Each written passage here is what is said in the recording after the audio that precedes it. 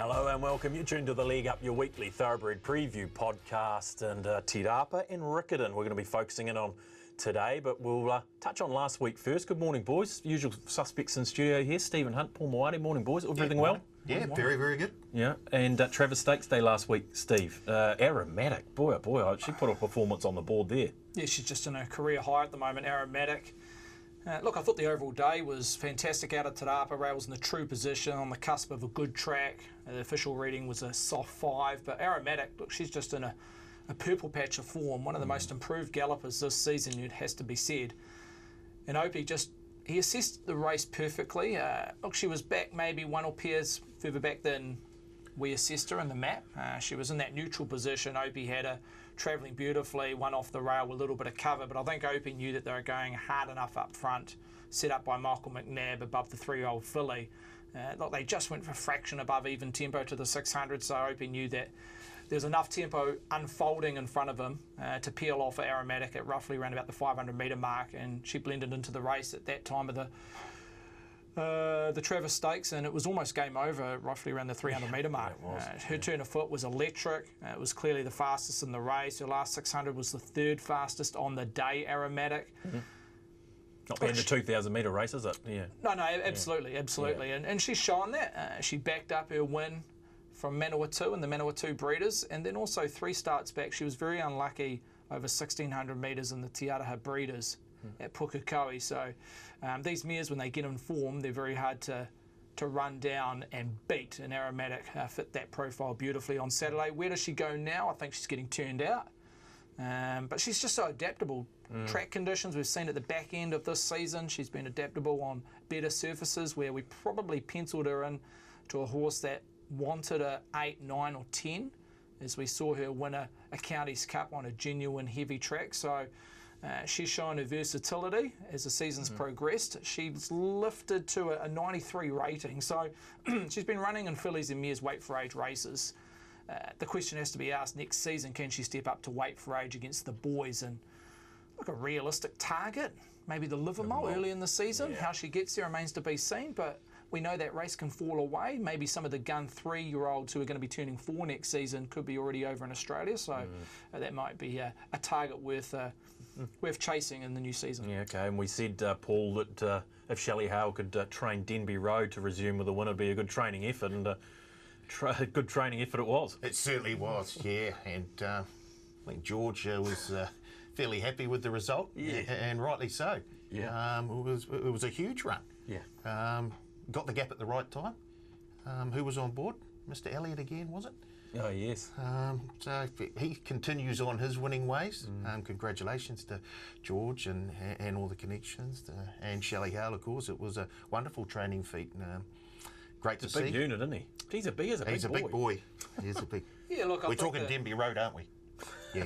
Not George these days. Yeah. I thought it was a really good win. It had a few favours. I thought with the lack of tempo suited Denby and Ryan Elliott. He was able to tack onto the field and not be 5, 6, 7 lengths off them, because that was the dilemma. Was he being able to use that gate, Ryan Elliott, aboard Denby Road? And I think because they went fairly slow to the 600, he was able to tack on and only be about 2 or 3 lengths come to the 600 metre mark, and he got that late split because he had that inside draw. Look, the overall speed rating was 2 lengths below class, comparable to last year's edition of the Cambridge Breeders, so no real knock there. You always question, was there one out of the box? And the margins suggest possibly not at this stage. From 1st to 8th, there was 1.7 lengths separating them, so it was a very compressed finish, which you can get in a sit and sprint race. But look, it'll be interesting to see how a few of them bounce, not through this race to the next few weeks, but progressing to 4-year-olds. But full credit to Denby Road, and I'm sure now they've identified him as a sprinter miler rather than a 2,000 plus horse early in the season. Normal transmission has resumed as well. Opie Boston picked up 3 wins on the day, including the Get Out Stakes on She's Outrageous, who was around the $8, $9 mark. It was a lovely ride too on that. She's Outrageous. How much did you get? No, well, I backed at the start before at Manawatu. It was a good run, so I had a little gold coin on it. Then Opie gave it a peach up the inside. He's got the split at the right time. That's why we love him. Now, look, Paul, we can't go up north to Hamilton because we've got no BP. Where's he? Well, Who gave him the week off? well, rumour has it that Trackside have paid for him to go over to Magic Round because he's been tipping out far too many winners on the leg up, and we just can't sustain that. As you know, a lot of punters do follow BP, Yeah. and so I think he's picked up a winner 3 out of the last 4 weeks, something like that. So, yeah, he's been going very, very well. So, yeah, he's over Magic Round. following the Warriors, and we'll be watching plenty of league over the next few days. Can they beat Penrith? Look, It didn't help us last week, did it? Them getting beaten? no, getting beaten by the worst team. Yeah. So they'll be. Wake up call for there's a big wake up call for the Panthers, who haven't quite been at their best, the best that we saw the previous season when they won the premiership. But a couple of big ins for the Warriors. Tohu Harris comes back. Nickel Klokstad is back. So there are a couple of big additions. Certainly Harris, who makes a huge difference to that pack. Yes. So. At $3.40, are they? Can they win? I think they're around. What, So you're 10 boxing and a half around point? it, aren't you? You're boxing it. Just say no. It's hard to see. Hard to see. If you like backing a few favourites, I think the Sharks are a good bet, and the Roosters as well. Okay, couple for the multis. Okay, well, without BP, do we have a maiden of the week, Steve? Yeah, slotted one up there. We'll bring up graphically and visually as well. I went to Ottawa Park, which was, I think, this day last week, and the maiden 12:30. Caitlin's Wish was the winner you see here, second outer. Maria Sanson was doing the riding here, got that claim. But they've gone along, 38.65 to the 600, but she hit the front roughly at the 150 mark and was too strong in the concluding stages. Look, the race, as overall speed rating goes, rated very, very well, 3.7 lengths above maiden class and rated 5 lengths superior to the rating 65 12:30 on the same day, which was won by Iodi. So, look, I think you can follow the first 5. There was a decent margin from fifth position to 6th, so I think in the top 5 you can finish. Who was second? Out of interest, do you know? Sorry. De Lorraine, who produced the fastest 6.42. Second or third? Was it DeLorean, second or third? Yeah. But also Hat-Trick, who started the pronounced fave in the race, was on debut, and he was 3-4 wide the entire Ottawa Park. And some horses, I mean, we know Rotorua can play horse for course, a horse making his debut, and he was just off the track the whole way and covering ground. I think he's a horse to keep. Trust the SP out of an astute stable. I think he started roughly around that 270, 260 mark, did that individual. So I think we're better draw, maybe slightly different track. I'm not sure where they go with him in terms of looking for a better surface as well, but look, I'd trust SP, and from an astute stable that horse goes okay. So follow the top 5, including the winner. Oh, I love the look of that DeLorean. It was a big run down the outside, wasn't it? Yeah. Good. And found a wee bit Kylie of trouble. Fawcett, is it? Yeah, shown form on the synthetic as well, so they've got options with that individual as well. Okay, good race to follow a few out of. Righto team, we'll get to some race previews though. We're going to start at Te Rapa, 3 races we want to have a look at there, but before we start, Steve, what are we playing on?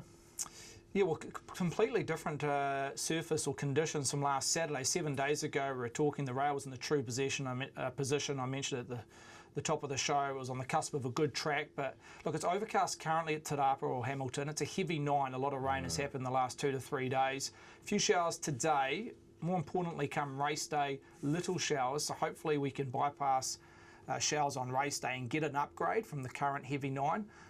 Hopefully a heavy 8 maybe at the top of the day with a little bit of dew around. That may be an upgrade throughout the day. But yeah, around that heavy 8, I'd be working the form line at around tomorrow's meeting. Yeah, okay, heavy 8 it is. Let's start with race number 6, gents. It's the Waikato Equine Veterinary Centre 2-year-old stakes race. I love this race, Steve. Run us through this market. Yeah, nice field. 4 or 5 they've been well played, including the top 2, 280 each of 2. They both open $3 flat, but 280 each of 2, as I mentioned. Early money around Viva Vienna. Good interest around Solidify in the last 24 hours. A Glamour Tycoon bouncing between 650 and 750, trading 7 in that third line. A Tower Fly Pass, 7 out to 9. Mow It Down, 15 into 9. We'll touch on that individual in more detail in the next 5 to 10 minutes. But 15 was the opening quote on Wednesday, backed into single figures at $9. Phil Tilt, open 12, got as high as 13, firmed into 11. Salt Coats, 13 out to 16. Best of the rest is Darcy's Angel, 15 out to 21. So plenty of angles and plenty of way to skin the cat, as you could say, for punters diving into this market, but 4 or 5 that have been notable firmers. Yeah, quite a spirited betting race. Did you have a crack at speed mapping this, Steve? Because it's never easy. I did. I think there's genuine speed. I think that's the most important thing, Thad, is that you've got Tower Flypass and Madame Panino from Team Rogerson. From Sticky Gates, I think they'll look to go forward, maybe sit 1 and 2, so it's going to ignite some early speed over the 1,200 metres. I think Viva Vienna, who's been in the first 2 or 3 running in a small sample size to date, will go forward and utilise Barrier 1. Mow It Down, who's shown tactical speed, albeit at trials, will look to go forward. Phil Tilt, as it did 7 days ago, will try and go forward and get some cover. Darcy's Angel will sit probably just forward to midfield from that gate. Glamour Tycoon, just not sure where it maps, went forward from an ideal gate on debut at Te Rapa a few weeks ago, has drawn the outside gate. So what they do remains to be seen, and Solidify, the favourite.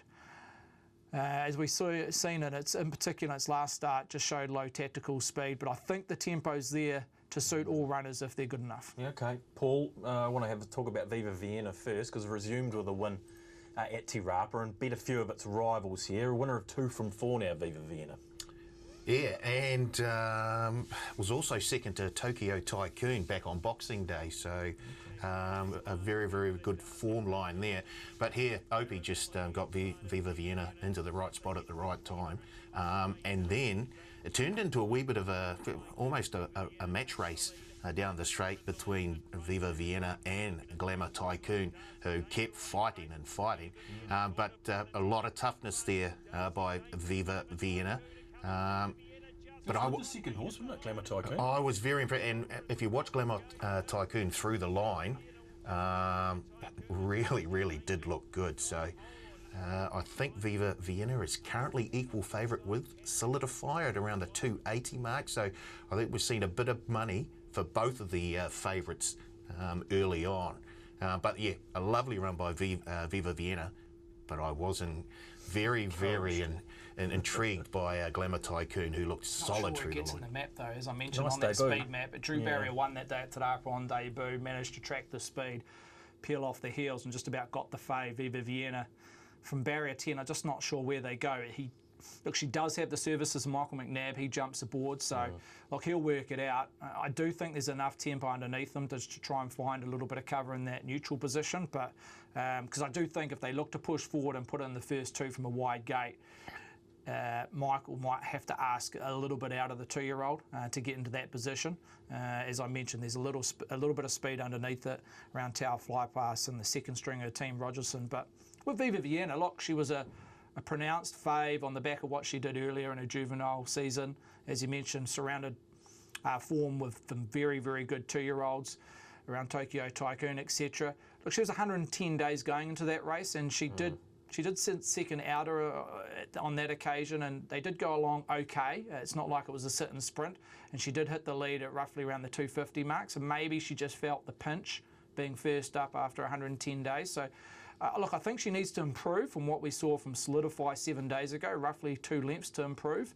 But I think knowing that she was a little bit fresh, she hit the lead early off a solid tempo, she's got the opportunity to do that, and it sets up nicely for her on Saturday. Got Warren Kennedy on board as well. Yeah, he's from the one Warren draw. Kennedy. She's been the first 2 in her runnings in a small sample size. I concede that, but I don't think she gets in the first 2 here, even though she's drawn Barrier 1. I think they trail and probably stalk the speed from that 3rd or 4th position. Yeah, so where's Opie? He's in South Australia, is he? Or is that where? I think He's riding in the Oaks over there, is he? Oh, yeah, okay. Warren Kennedy. Well, he doesn't lose too much, to be fair. No. You're a Warren Kennedy man. No, you'd be happy. Yeah, no, I love a bit of Warren. Well, you just mentioned Solidify. That's the other race we need to have a look at, because this was a heck of a win, Paul, from the back, and shades of Sharp and Smart potentially here. Yeah, see, well, has Roger got another good one? He certainly has. I guess the question is just how good is Solidify? I just love the way he just kept working into the race here and just kept building up a wee bit of pace, and was able to sustain it through the line as well. I know it's a short backup, only the 7 days, but I think it'll suit it right down to the ground. And he had a handful as he went past the post Elliott there, so yeah, does look a very, very smart type again. So I I just, once again, it's where's the ceiling? Yeah, well, we don't know. I mean, Steve still doing a bit wrong up the straight, sort of lugging in, and Ryan had to straighten him up. But boy, oh boy, it looks like he's got a motor. He does. It's hard not to make comparisons with Sharp and Smart, but you automatically go that way. But look, he's his own individual, obviously, and he's doing similarities to what Sharp and Smart was doing 12 months ago. But look, he's got X Factor. There's no doubt about it. He's the one horse I would just love to tuck away from the second wave of 2-year-olds, which we've seen at the back end of the season, and target some really nice races as a 3-year-old. That the only slight negative, and I'm going to trust the stable here and the money that we've seen the last 24 hours, is the 7-day backup. I'm not massive on it in terms of a positive for juveniles. It doesn't matter what time of the year. I always feel it's a pressure cooker for 2-year-olds to back up within 7 days, and we're seeing that with Solidify. But you just got to trust the eye. From what you saw last Saturday, he put that field away. It was an arrogant win. It was. Look, the tempo was even, so he had the opportunity to come off from that last third and finish over the top of them. The last 6-4-2 was comparable to some very useful horses on the day. It was comfortably in the top 10 of best sectionals throughout the day, which you expect for a shorter trip race when you compare it to a lot of races that were over 16 and beyond on the same day. But he's just got X factor. I think the tempo's there.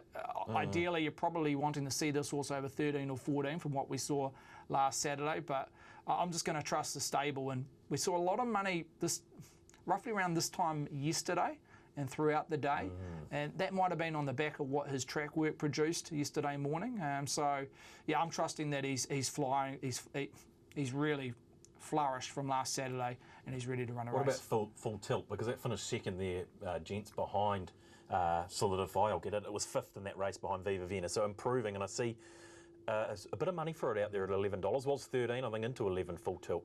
Well, I think you've got to, if you like the favourite Solidify or the equal fave, then you've got to default to full tilt somewhere in your calculations.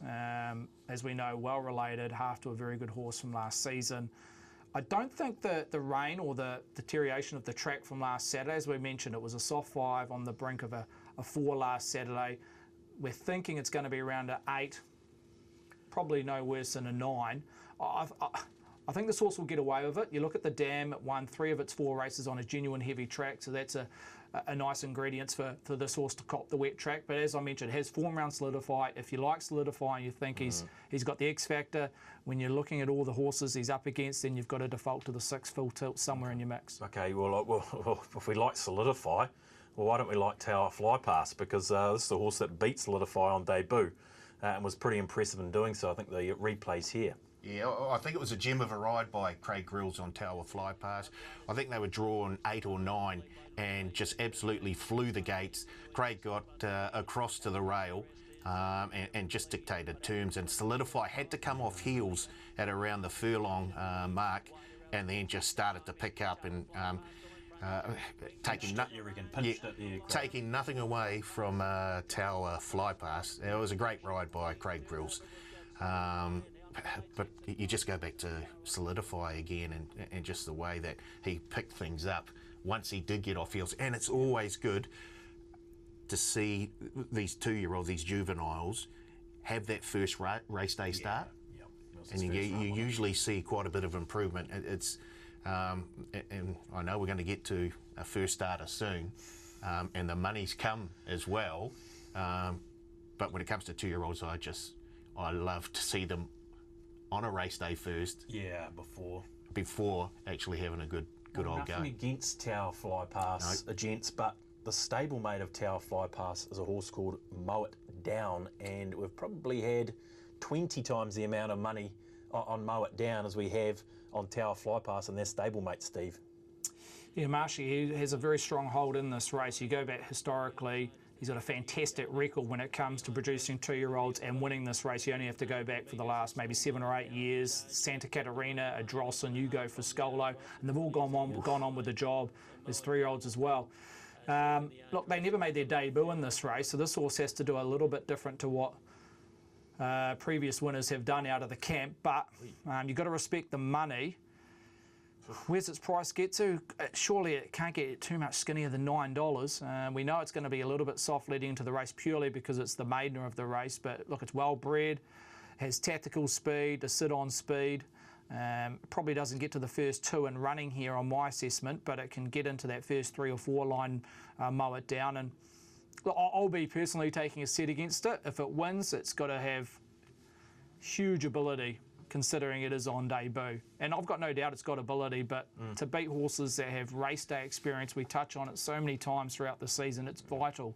And we did see it with Tau Fireplast last start when it was up against a few horses that were first up or on debut, and it was up and in and it got away with the job, being just very professional early in the card at Tauranga. So, yeah, that money's got to dry up, and I wouldn't be surprised if it started in that middle teen range where it originally came from on Wednesday, but... So you're saying hold fire. Well, this is the pattern with first starters, isn't it? Well, it is. It is. You get that initial onslaught. Yeah. It dries up when you get to races race as well. day, and then quite often it dries up significantly in the last 5 to 10 minutes. So it all depends on our liability and how the traders assess it. But yeah, I'd be looking, if you're not on yet, I'd be looking, and you want to back this debutante, I'd be looking later in the day tomorrow. Look, she's had a couple of very impressive trial wins, so Yeah. you can understand where the confidence is coming from. You love a money trail as well, let's be fair. 15 into 9s, that's a good go. It's the worst result by a country mile, currently. there are a few punters who have had a good go here. So You would have thought McNabb possibly had the choice. Been riding it at the trials. I see. Yeah. So, okay.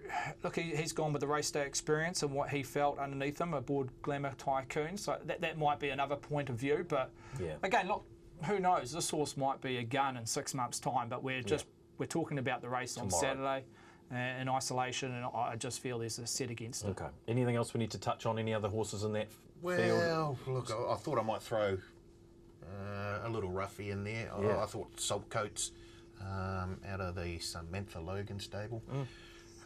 It'll be has had a race day start, and I think it'll be a lot better for that. Recorded the fastest last 8.64 200 metre splits. Yeah. So look, I think we'll only improve from that, and it's maybe one to have a look at for a top 3 or top 4. Yeah, look at the Troll Sock coats, Steve, before debuting at Hastings. I suppose this is a step up, you would suggest, from what it met on debut, but it was a nice run. Yeah, ran second to Almaceto, which I know the Marshy team have a decent opinion on. Hasn't seen at the races yet, but look, again, it's an improver. It's had now that one race under its belt at Hastings. I think the winner goes okay out of the Te Akau barn. What you wish for. So, yeah, look, wouldn't surprise me if it ran above any expectations, but look, I've probably got 2 or 3 in front of it. Yeah, no, fair enough too. Well, what 2 or 3 is it, Steve? I think Solidifies a gun. I think he's one out of the box.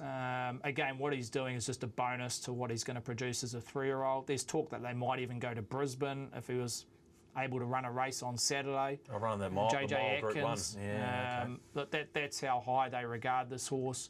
He's beautifully bred, being by Redwood, but out of a reduced choice mare, you go back those family lines on the dam side, it's all there.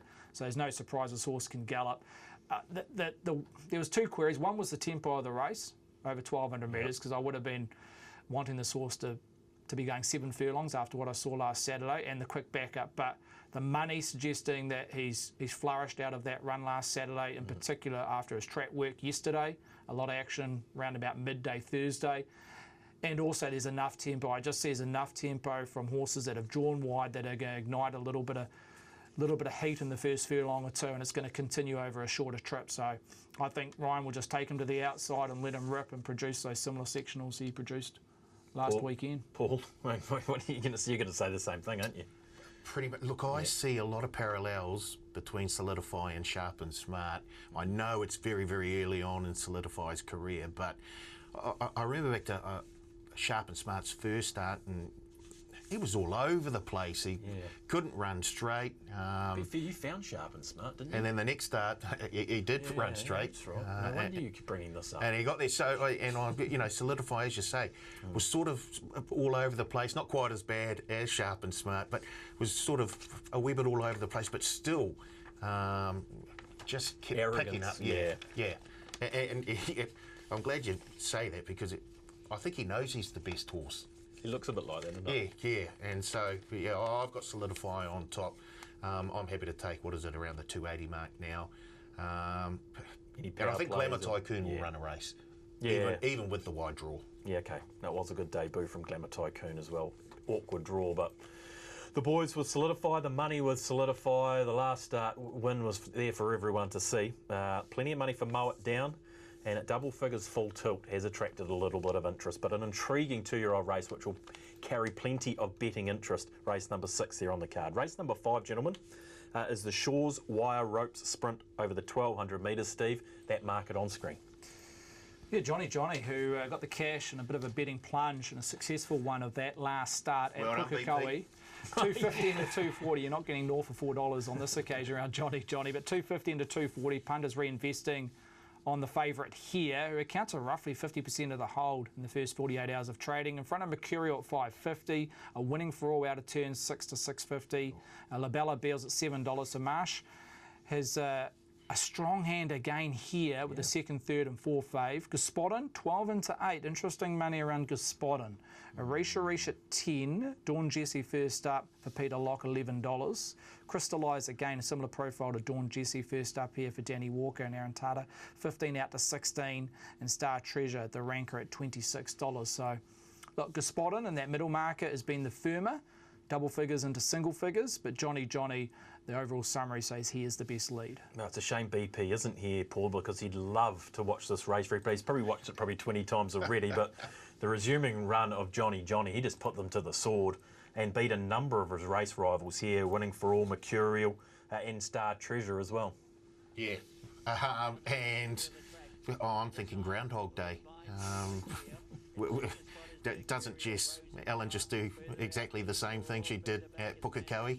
Get him to the lead, take off, and just keep going in the heavy going. I don't know. I really love the look of Johnny, even though he sort of went a sort of a walkabout down the straight. Like had the race won at the turn, to be fair. He did. So I love Johnny here, really do. I thought winning for all, you would have been happy. You would have been happy with the sort of the run there. Yep. The track wouldn't have suited, and probably won't get a track to suit on Saturday either. Probably not quite, but it probably won't be quite as deep as that. Fingers crossed for winning for all. But it was good to see him get through at 10. But hopefully it's a little bit better than that. It's just hard to. Johnny was just so impressive. He was. I bet BP just bolted away. BP would have been counting the money at the 200 metre mark. Well done, BP. As you say, we're not getting for $4 or $5 Johnny this time, Steve. But he gets to go to Te Rapa, which it hasn't been a great place for it, but that was impressive resuming. He steps up to open class. I agree around Paul. They'll just do the same here. Jessica Allen, no complications, just run the horse in a happy fashion. The horse is a get up and go, loves jumping out of the machine, putting himself in the race and running along with 52.5 with that claim. Will be awfully hard to beat, even with the upgraded track. If we're thinking it's an 8, I don't think that's too much of a knock around Johnny. You talk about the Te Rapa performance, had a couple of duck eggs there. I don't want to read too much into it. Both runs have been at Te Rapa at group level, Group 1 and Group 3. So, look, I'm willing to give it another opportunity at Te Rapa, even though we know some horses can go to Te Rapa, whether it's the kickback, sand base, cannot relish it. But I'm willing to give Johnny the benefit of the doubt there. Look, there's every chance he will regress slightly from his first up run at Pukekohe because it did rate very highly, but even allowing for a slight adjustment in a regress, he's still the horse to beat. That's how clear he is when he comes up in numbers. So 250 into 240, Johnny.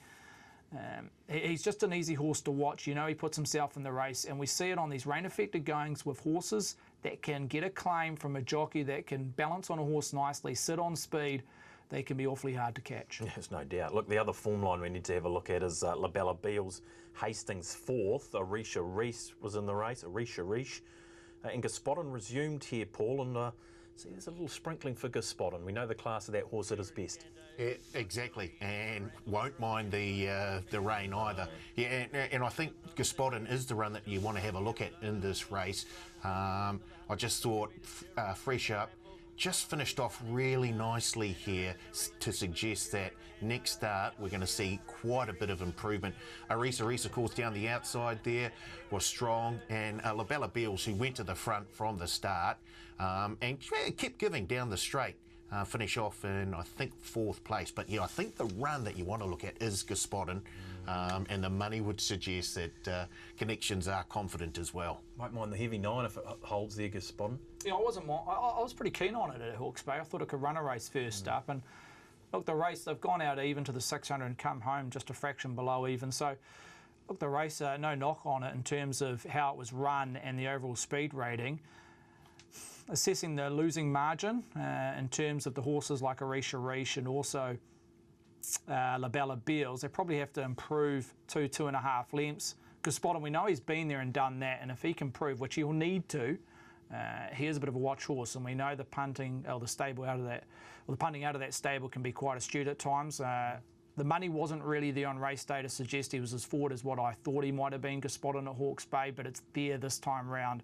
There's a lot of money, probably 5 to 6 times more money that the overall spend on Gospodin was at Hawke's Bay, and we're already talking about 24 hours out from the race. So he is a watch. I think he gets a pretty good run from barrier 4. Jonathan Riddell, we know he can be an aggressive jockey at times and get them out of the machine. He probably won't be as far back as what we saw at Hawke's Bay, where it was on speed that day to a degree at Bay. But yeah, he's worth a chance, and notably double figures into single figures, you've got to respect. That's interesting. Look, Marshy's got 3 in the race. Stephen Marsh, of the second, third and fourth favourites, Paul. We haven't mentioned Mercurial yet, and don't mind Mercurial, be a chance. A second favourite. It has run some very, very nice races, albeit not an open grade. Gets the services of Craig Grills, which is a big plus. I don't know. Will she get the heavy? That's the question mark for mine. When you look at someone like Johnny, who will just absolutely love rolling around in the mud, I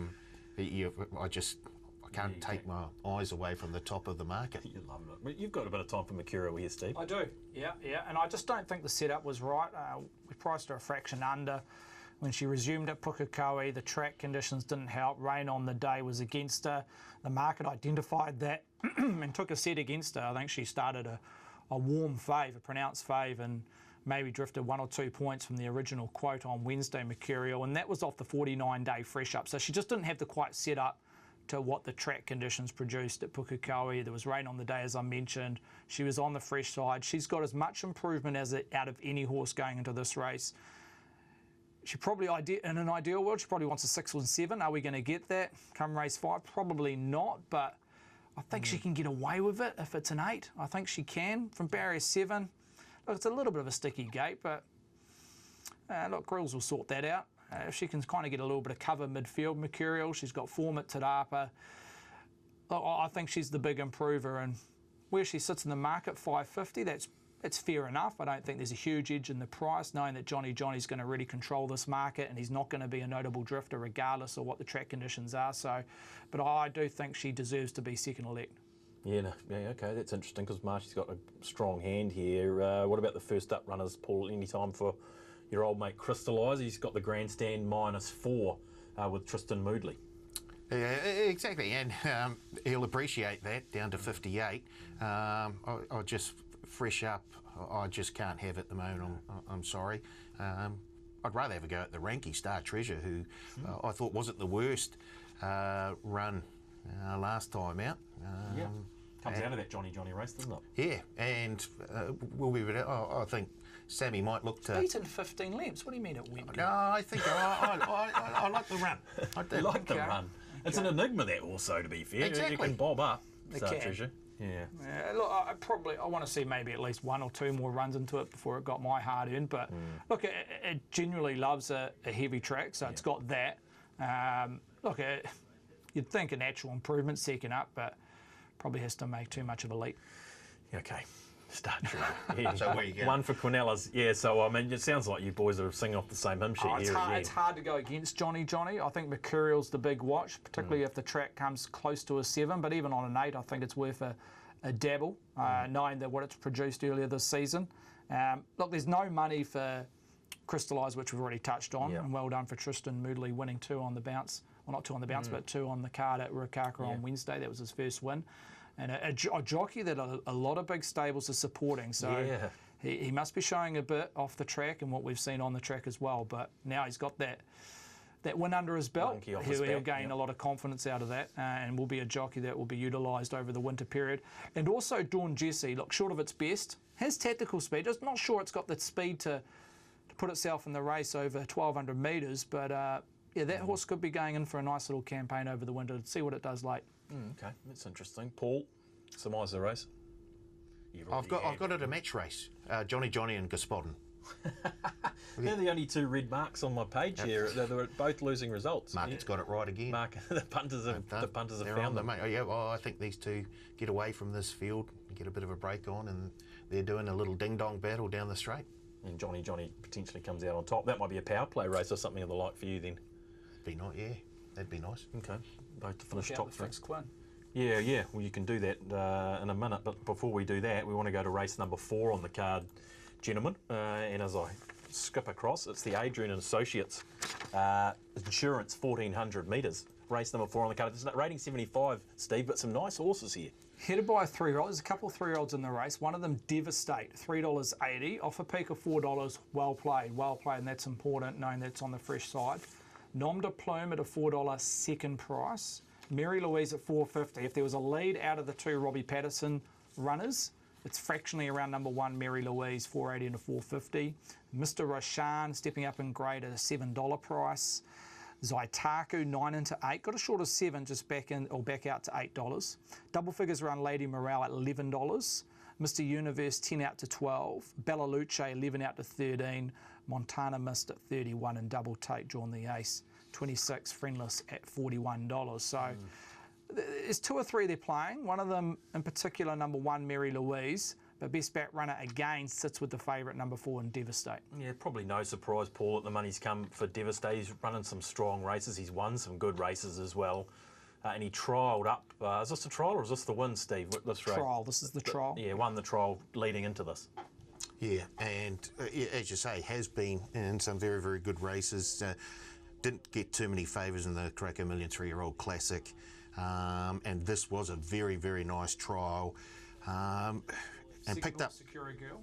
Yeah, and he picked up a win back in November in the Wellington Stakes, and did it with a wee bit of ease as well, a little bit of arrogance, as you might say, Thad. So yes, can understand why he's favourite there, and Well,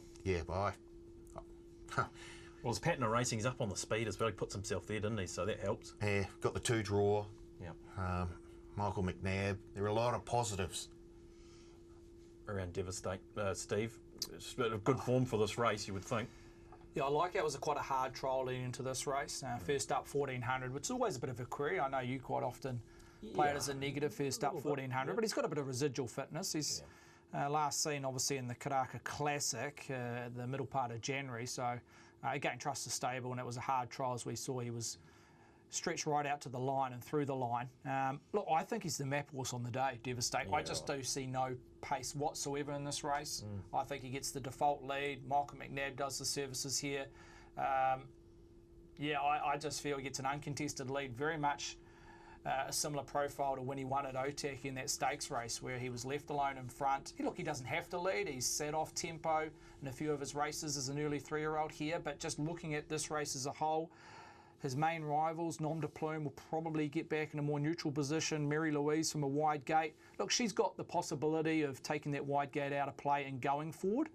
But I just keep going back to Devastate. There's one horse that might, and he's always hard to place his horses in terms of the map, Stephen Ralph, number 10, and Montana Mist. She's shown speed at times, but look, overall, I think Devastate gets an uncontested lead and Michael can control up front and be very hard to run down. Okay, what about Mary Louise resuming here? Paul has the services of Seal Butler claiming 3 down to 57. Robbie Patterson holds a strong hand with the 2nd and 3rd favourites, but this trial suggests that Mary Louise is probably ready to run some sort of a race. Yeah, had a very good blowout here in this trial, and is unbeaten at 1,400 metres. It looks ready to go off the back of this trial performance where really didn't have to do too much and put two, 3 lengths on them in the end. So I think Mary Louise is a very, very good bet if you want to look outside of the favourite Devastate. As you say, that weight relief from the Apprentice will be very much appreciated. Yeah, well, Robbie Patterson has the third favourite as well, Steve, Nom de Plume, and it's interesting to see potentially more money from Mary Louise, but sixth in the cuddle for Nom de Plume. But which way are you sort of swinging with these Robbie Patterson runners? Here's that replay. Well, originally I was keen on Nom de Plume, but when I assessed the map, I thought it could be problematic. Look, this is a gun race or form line to come out of. The Cuddle Stakes has just been a ripper. You got Aromatic, who ran second, and we know she's gone on to win a Group 2 and Group 3. Pearl of Alsace, who was their winner in the Cuddle, was unbeaten at this stage, and she was luckless in the Te Araha Breeders. Belclair, who finished midfield, came out and won a Group 1 subsequently. So, look, the form out of this race is ripping for a race as we're talking about on Saturday, rating 75. So, just not sure where it maps. That's the intriguing part. As I mentioned, little speed up front could be the concern around Nom de Plume. Okay, and Mr. Roshan, Paul, good win last time. I think that's the race we're going to have a look at Te Rapa over the 1400 metres. Stephen Marsh, Sam Spratt. Yeah, and this was about 3 weeks ago, and it was a super ride by Sam Spratt. Really, just had him in the right spot at the right time. Pulled out and did enough to win. Look, stepping up in class again, but No Agenda Nigel, who was third in that race at Te Rapa, went on to win next time to the races, as did Rudyard, who finished sixth in this race. So, yeah, he looks a very progressive type, and he'll be right in this. So, yep, Mr. Roshan. Class rating was all right, Steve, as well? Yeah, rated really well. 1.1 lengths above the class. It's got to take up that 65 to 75 grade issue, but look, a horse that will put itself in the first 3 or 4 in running, Mr. Roshan, I don't mind it. I don't mind it. Yeah, and again, this is the second of the 3-year-olds in the race, excluding Devastate, as we've already touched on at the top of the market. So, look, I think these 3-year-olds are right in the mix, Mr. Roshan and Cullinan, who finished second on that occasion, and behind Mr. Roshan, you talk about the form that's bounced out of the race. Looks very hard to beat in the last race of the program at 65 grade. So, look, at $7, look, if you want to go slightly against maybe the draw around Mary Louise and the race shape against Nom de Plume, because I think obviously they hold higher ratings and credentials v Mr. Roshan, but look, he's still on the up, Mr. Roshan, being a lightly raced 3-year-old. Just on Mary Louise, and look, this is no surprise that she's been the better backed out of the 2 Patterson runners. We got a lead last Friday when it was in at Ottawa Park. It accepted and was a late scratching. It got loose roughly 2 or 3 minutes before race start, and it was heavily punted. It actually opened second fave and closed favourite, and took I think a truckload of money, maybe 5 or 6 times more money than its nearest rival in that particular market, and was one of the better backed at Ottawa Park on the card. So, look, it's obviously taken no harm from 7 days ago, and Robbie's taken it up to Te Rapa, and we're seeing the similar money unfold on the horse. Unfortunate for connections on that day, but with no deductions, no surprises. You were away last week, weren't you? Did we? Yeah. You know, if you were on something else, you would have benefited with the favourite coming out at the gates. So that's where it really helps, isn't it? Because there's nothing more frustrating than you've locked in a price, and favourite comes out and you've copped a big one. 20% deduction. Yeah, no. Okay. Yeah. Just not sure what Seal Butler's going to do. Yeah, well, exactly. I'm kind of leaning towards they'll be positive, because as we talk about these claims, if you can get somewhere on speed, it's a positive.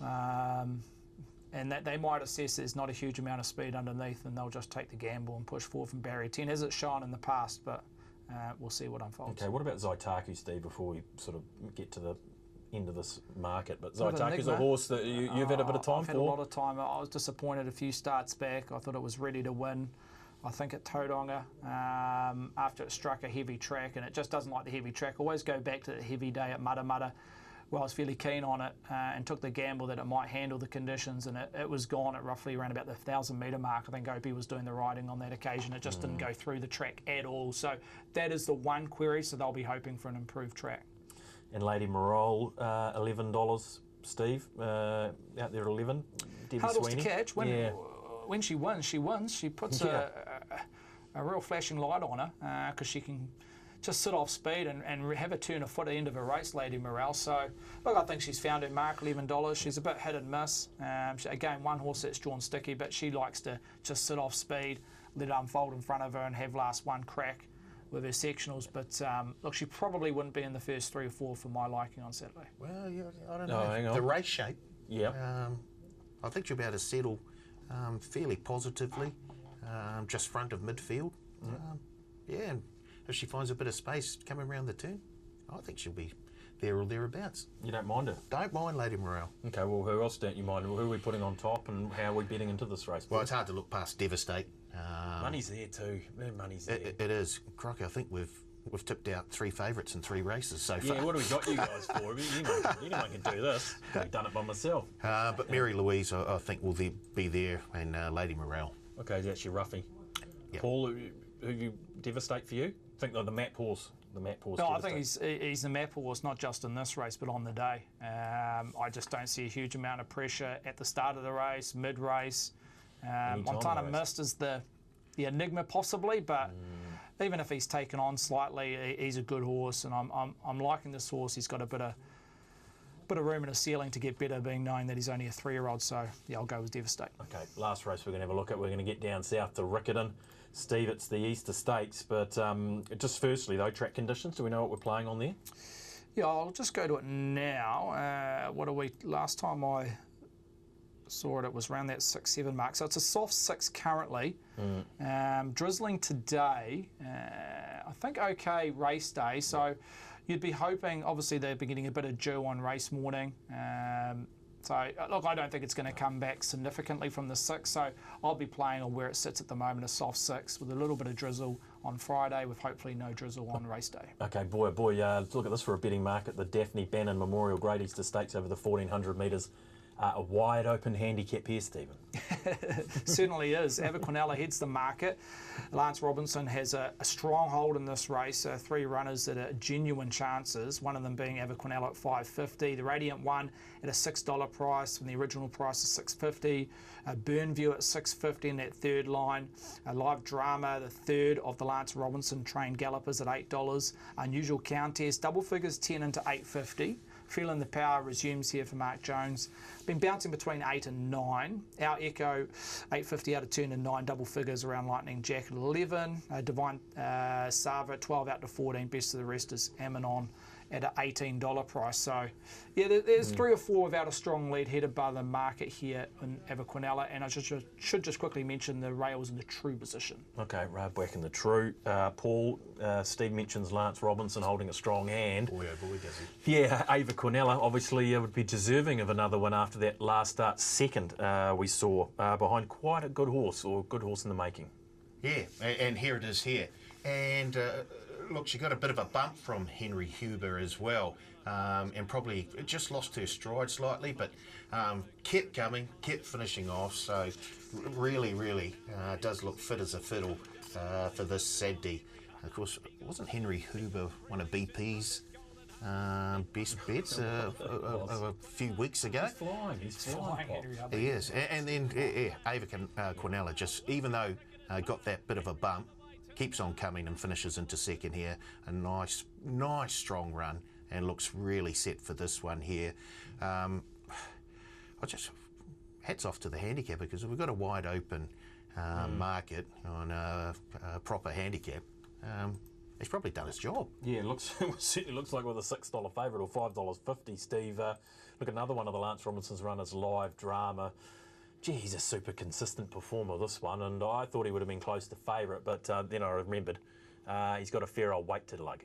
Yeah, I think the key around her is that she's been running at set weights and penalties and weight for age the last couple of assignments. Steps to open class. She's on the fresh side, hasn't been seen since the back end of March. She bypassed a stakes race a couple of weeks ago.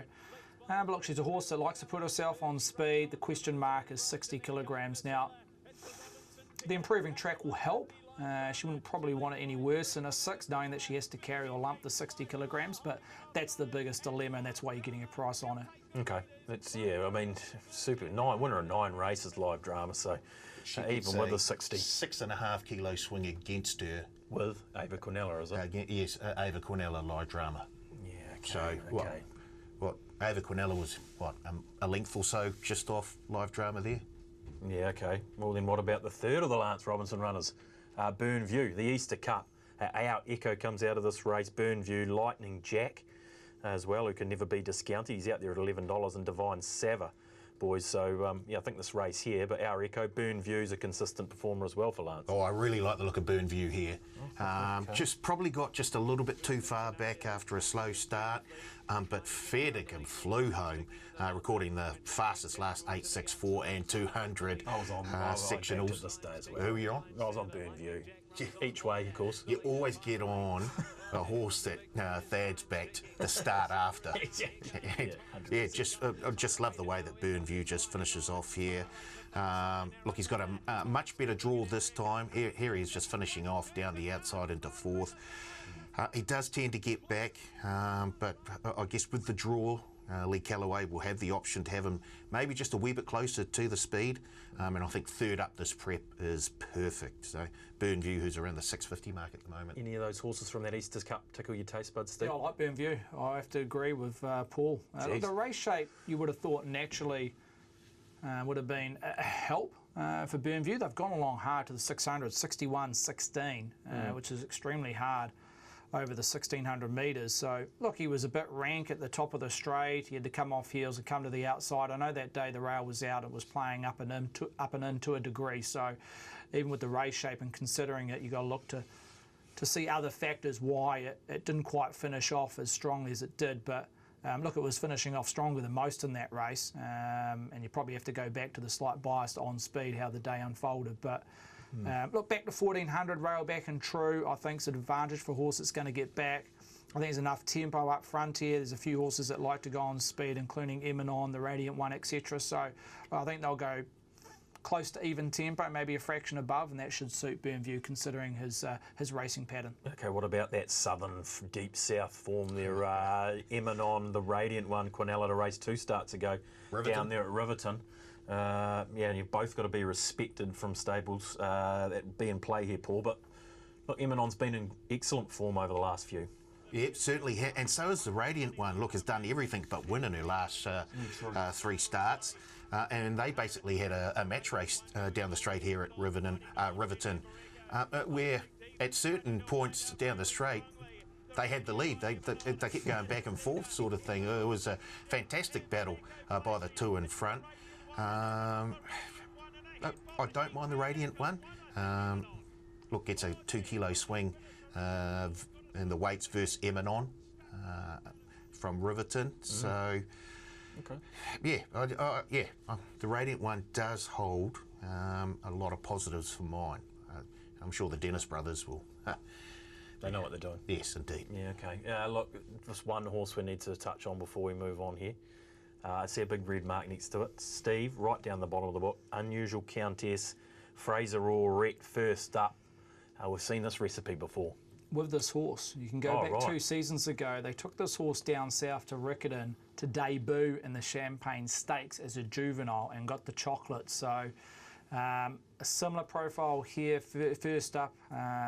Hasn't been seen for a long time, the early stages of December. No trials leading in, but we know the stable can work their horses on their own track and get them ready for a first up assignment, regardless if it's 12, 14 or 1,600 metres. So 7 furlongs here. It's drawn barrier 1 for a horse that likes to sit on speed. Look, there is strong tempo in this race. As I mentioned already, you've got Emanon, the Radiant One, feeling the power.